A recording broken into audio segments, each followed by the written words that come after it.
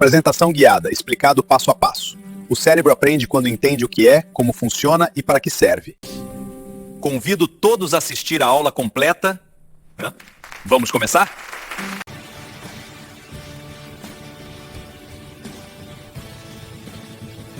Será que as nossas expectativas podem mesmo, de verdade, alterar o nosso mundo físico e mental? A ciência hoje diz que sim, e de maneiras que são ao mesmo tempo surpreendentes e, olha, extremamente poderosas.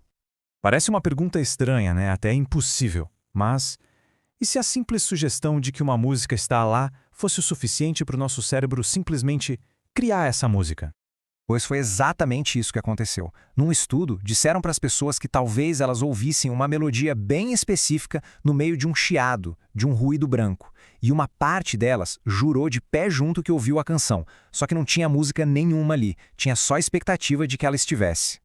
E isso nos leva a essa citação muito forte do autor David Robson, que vira de cabeça para baixo aquele ditado popular. A nossa mente, pelo visto, não é só uma espectadora passiva da vida. Ela é uma participante ativa na construção da nossa realidade. Ok, mas como que isso é possível? Como que uma simples crença consegue criar uma percepção assim do nada? Para a gente entender o mecanismo por trás disso, a gente precisa olhar para como o nosso cérebro funciona.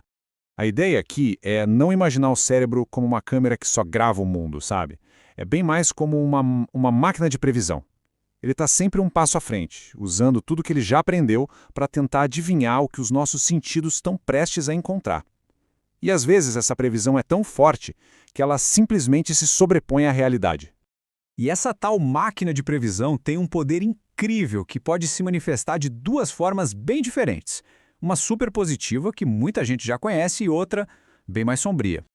A maioria das pessoas já ouviu falar do efeito placebo, né? O gêmeo do bem, onde a crença de que um tratamento vai funcionar pode gerar uma melhora de verdade. Mas ele tem um gêmeo maligno, o efeito nocebo. É quando o medo ou a expectativa de que algo ruim vai acontecer pode de fato causar sintomas negativos.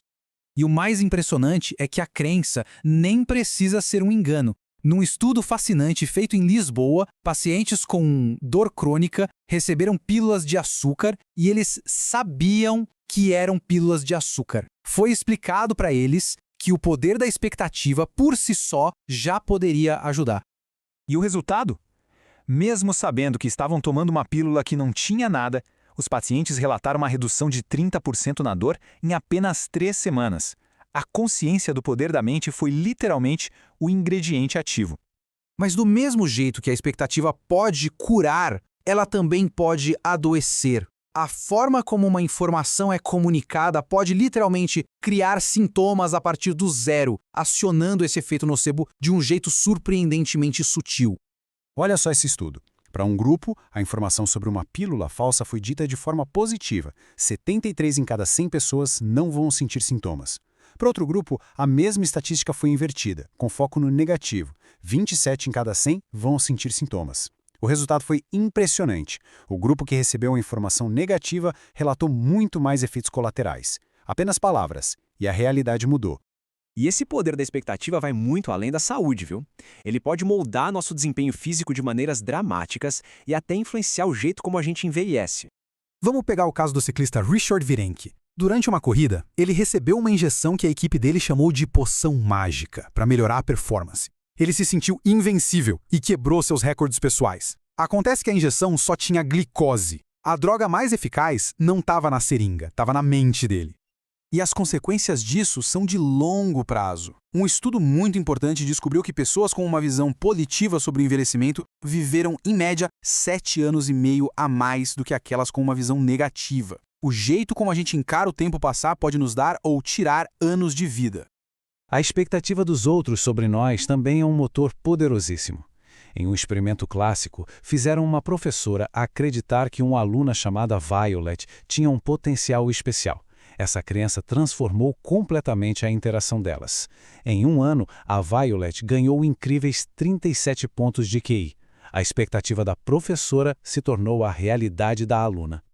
E esse poder todo não afeta só os indivíduos, não. As expectativas podem se espalhar por grupos, como se fosse um vírus. Isso tem nome: doença psicogênica em massa. Geralmente, começa com um grupo que já está sob algum tipo de estresse. Aí acontece um evento gatilho que afeta uma pessoa e a ansiedade compartilhada faz com que os sintomas se espalhem rapidinho pela rede social daquele grupo. Um exemplo clássico aconteceu numa fábrica nos Estados Unidos. Uma trabalhadora achou que tinha sido picada por um inseto e passou mal. Em poucas semanas, dezenas de colegas desenvolveram os mesmos sintomas: náusea, desmaios. A causa não era um inseto, era o contágio social daquela crença. Tá, então o que a gente faz com tudo isso? Do ruído branco ao desempenho de atletas e até a longevidade. Essa ciência toda aponta para uma conclusão muito prática e, na verdade, muito fortalecedora sobre as nossas vidas. O ponto central é este: nosso cérebro não é um observador passivo, ele é uma máquina de previsão. E essas previsões geram mudanças biológicas reais, para o bem ou para o mal, influenciando nossa saúde, nosso desempenho e até o envelhecimento.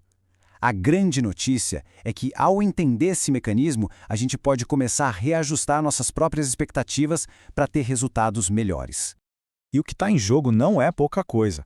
Como Robson nos lembra, a forma como a gente pensa sobre o mundo e sobre nós mesmos pode literalmente impactar nossa longevidade. Isso tudo nos deixa com uma pergunta para refletir. Se as nossas expectativas são tão poderosas assim, qual delas, uma única expectativa, se fosse mudada hoje, já poderia começar a reescrever uma realidade melhor?